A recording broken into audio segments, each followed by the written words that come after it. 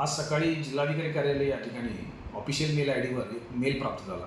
त्यामध्ये जिल्हाधिकारी कार्यालय या ठिकाणी बॉम्ब ठेवलेला आहे आणि तो 3:30 वाजता त्याचा स्फोट होणार आहे अशा स्वरूपाची माहिती होती. या अनुषंगाने आमच्याकडे माहिती प्राप्त झाल्यानंतर जिल्हाधिकारी कार्यालयातील सर्व अधिकारी आणि कर्मचारी यांना सूचना देण्यात आल्या.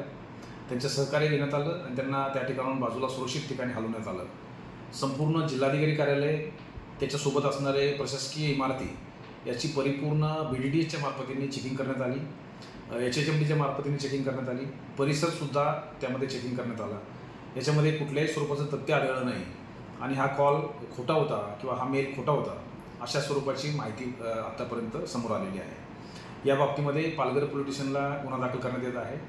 ज्या ठिकाणाहून मेल आला होता याची अधिक माहिती घेण्यासाठी सायबर सेल ही महाराष्ट्र सायबर सेलच्या संपर्कात आहे आणि अधिकची माहिती सध्या प्राप्त करत आहे.